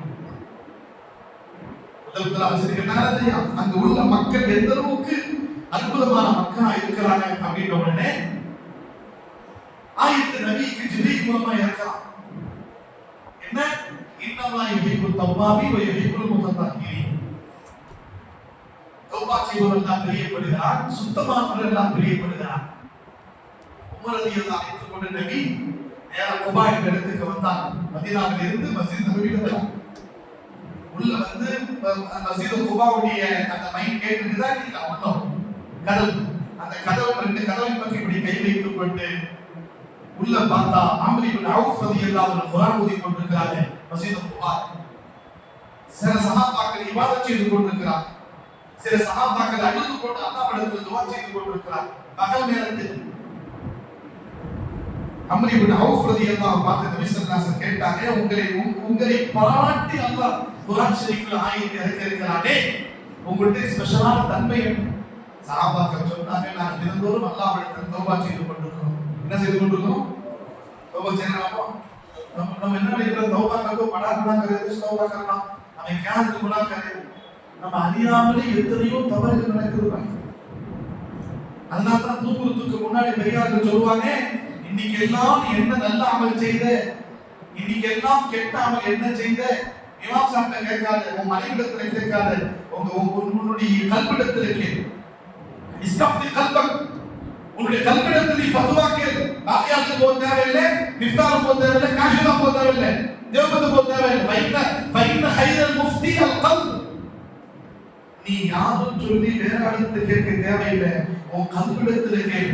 சிறந்த முஃப்தி உன்னுடைய இருதயம் தான். இப்ப நம்ம பத்தி யாரு கேட்கறாங்க? யாரு கேட்கறாங்க? நம்ம கல்பிடத்துல கேட்டா அன்னைக்கு என்ன ரிப்போர்ட் எல்லாமே கல்வி फतवा கொடுத்துரும். तो आपको इतना अच्छा काम किया है, इतना बुरा काम किया है, होशियार हो जा. கல் உறுத்தி கொண்டே இருக்கும். நபி ஸல்லல்லாஹு அலைஹி வஸல்லம் சஹாபாக்கள் கேட்டாங்க, பாவம்னா என்ன, ஈமான்னா என்ன? பாவம்னா என்ன, ஈமான்னா என்ன? நபி ஸல்லல்லாஹு அலைஹி வஸல்லம் சொன்னாங்க, இதா சர்ரத்துக ஹஸனத்துக வஸாஅத்துக சய்யிஅத்துக ஃபஅத்தபி. ஒரு நல்ல அமல் செய்தால் உள்ள சந்தோஷம் அடையும், ஒரு பாவம் செய்து விட்டால் உள்ள வந்து கவலை கொள்ளும். கை செய்யப்படும் உள்ளம், நான் தவறு செய்திட்டேனே உடனே தௌபா செய்துவான். நல்ல அமல் செய்தால் சந்தோஷப்படும், தீய அமல் செய்தால் உள்ள கவலை கொள்ளும், கை செய்யப்படும். இந்த மாதிரி நிலைமை உனக்கு இருந்துச்சுன்னா நீ பக்கா முஸ்லிமான சொல்லி நபி ஸல்லல்லாஹு அலைஹி வஸல்லம் சொல்றாங்க. வாழ்க்கையை மாற்றம் வரணும். கொண்டு வரலாமாயிடுச்சு. மதியத்துக்கு முனவரா அகாடமி உள்ள போறான். அப்ப நபி ஸல்லல்லாஹு அலைஹி வஸல்லம் வந்து கேட்டாங்க, உங்களுக்கு ஸ்பெஷலான தன்மை என்ன? அதிகமா நாங்க தௌபாச்சி. உங்கள் சுத்தமானவர்கள் என்று அல்லாஹ் சொல்றானே, சுத்தம்னா என்ன? நீங்க சுத்தம்னா என்ன? எந்த மாதிரி நீங்கள் சுத்தத்து விஷயத்தில் அமல் செய்றீங்க? அப்ப சஹாபாக்கள் அப்துல் ஆமிர் அவுஃப் ரலியல்லாஹு சொன்னாங்க, நாங்க இஸ்தின்ஜா டாய்லெட் போனா, பிஷாப் போனா, சிறுநீர் கழிக்க போனா, முதல்ல டேனால மண்கட்டியில டேனா பிடித்த பிறகு தண்ணி ஊத்தி கழுவுனாங்க. டேனா பிடிச்சா சுத்தமாயிடும்.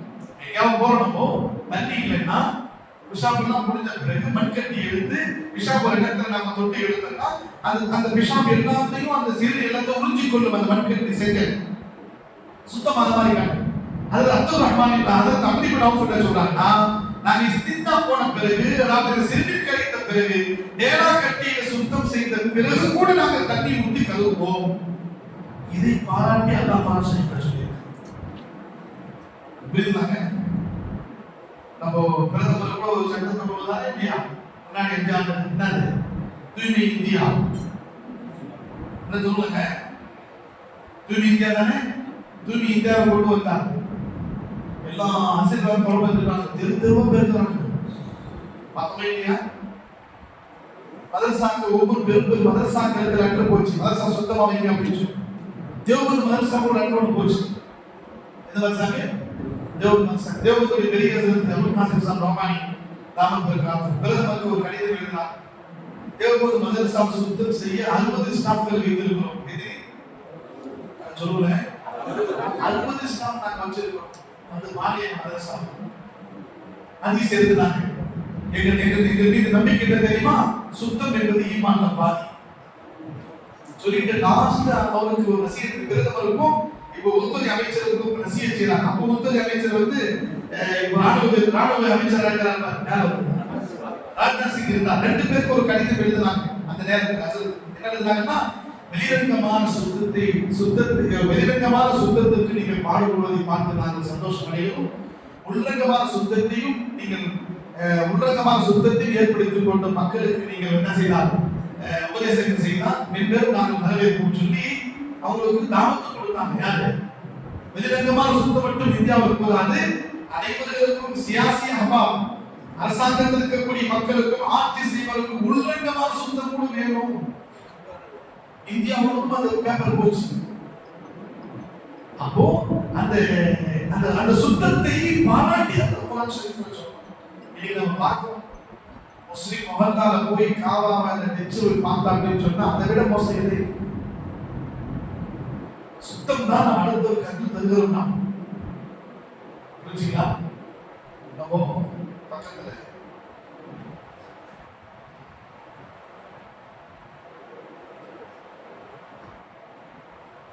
பாரத ரயில்வே ஸ்டேஷன் இருக்குதுல்ல, பாரதா அங்க அன்னிக்குளம் ஒரு ஊர், அங்க ஒரு மதரசா இருக்குது.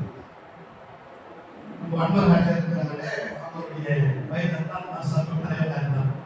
அக்பர் ராஜா வந்திருக்காங்க, எல்லாரும் தெரியும்.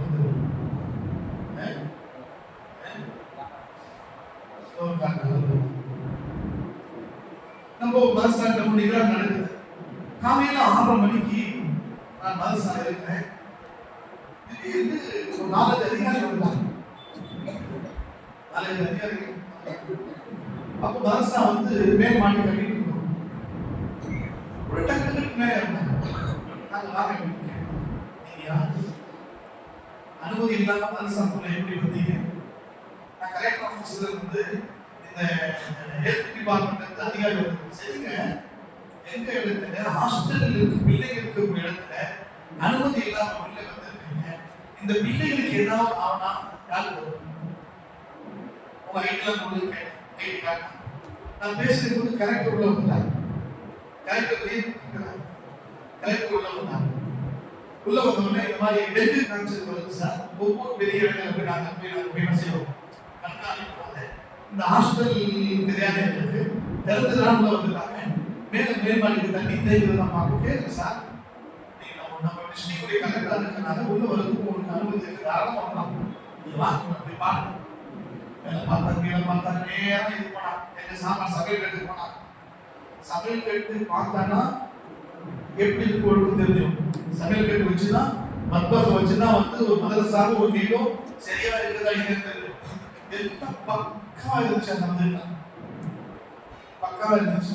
பார்த்து ஒரு சந்தோஷப்பட்டு அந்த மாசம் பிள்ளைங்களாம் போய் என்ன செய்யறாரு கேட்டா நீங்க இந்த பசங்க ஸ்கூல் போறியா அது போல ஜவாபெல்லாம் சொல்லிட்டு போன பிறகு என்ன ஆச்சு, ஒரு மாசம் கழிச்சு ஒரு மசீத் அப்ரூவ்டுக்காக வேண்டி போகும்போது அவர் அந்த நேரத்தில் வெளியே 30 பேர் ஒதுக்கி இருந்தாங்க. அந்த கலெக்டர் சார்பாகவே கவர்மெண்ட் பணம் கலெக்டர் பணத்தில் இருந்து மதரசா பிள்ளைங்களுக்கு 30 கொசுவை கொடுத்தாங்க. அந்த அரபி ஸ்கூல் இருக்கிறது நல்லா சுத்தமா இருக்குது, பரிசுத்தமா இருக்குது. ரொம்ப வருஷம் வந்துச்சு இருக்கு. பக்கத்துல தோட்டங்களா இருக்கிறனால கொசு தொலைக்கும். அந்த கொசு அந்த பிள்ளைங்களுக்கு அப்படி ஏன் சார்பாக என்ன செய்ய 30 கொசு வளர்த்தாங்க. அதுக்கு சொல்ல வர சொல்றது மாற்றாளர்கள் நம்ம ஏரியாவில் நம்ம மஹல்லாவில் மஸ்ஜித் மதரசாக்கள் இதாயத் பெற்று நாமெல்லாம் பரிசுத்தமானது. அல்லாஹ் குர்ஆன் சொல்ற ஆயத்துல சொன்னா யுஹிப்புல் முத்தஹிரீன், சுத்தமானவர்கள் பிரியப்படுகிறார். உள்ரங்கமான சுத்தம் இருக்கணும், வெளிரங்கமான சுத்தம் இருக்கணும் இன்ஷாஅல்லாஹ். அதுக்கு அடுத்து நபி ஸல்லல்லாஹு அலைஹி வஸல்லம் மதீனாவுக்குள்ள போய் மற்ற ஹிதமத்துகளை தீவிர வேலை தாவத்துடைய வேலையை செய்வதற்காக வேண்டிய ஜமாத்களை அமைக்கிறார். சஹாபாக்கள் அன்சாரி சஹாபாக்களை முஹாஜிர் சஹாபாக்களை அமைக்கிறார். கடைசியாக ஒரு விஷயத்தை சொன்னால் முடித்துக் கொள்வேன். நபி ஸல்லல்லாஹு அலைஹி வஸல்லம் போன உடனேயே செய்த வேலை என்ன? 53 வருடங்கள் மக்காவில் இருந்தார்களே, அவர்கள் நம்மை அடித்து துன்புறுத்தினார்களே, ஒரு வார்த்தை கூட நபி அவர்களுக்கு எதிராக அவர்களுக்கு மாற்றமாக பேசவே. அந்த மாதிரி அடிச்சாங்க, இந்த மாதிரி துன்புறுத்தினாங்க, நாட்டை விட்டு துரத்தடிச்சாங்க, எதுவுமே சொல்லவே இல்லை நபி. அன்சாரிகள் முஹாஜிர்கள் உட்கார்ந்து இருக்கிறாங்க. நான் சொல்லக்கூடிய ஹதீஸை ரிவாயத் செய்யக்கூடியவர் இஸ்லாம் ஏற்பதற்கு முன்னாடி யஹூதியாக ஒருவர் இருந்தார், அப்துல்லா இப்னு சலாம். அவர் மறைந்திருந்து இந்த நபி சொல்லக்கூடிய இந்த பயானை கேட்கிறார். நபியுடைய வாழ்க்கையில பெரிய பெரிய பயான்கள் எல்லாம் இன்னமே இல்லை. கேள்வி கேட்டால் பதில், தேவைப்பட்டால் 4 விஷயம் 3 விஷயங்கள் நபி அவர்கள் சொல்வார். அவ்வளவுதான்.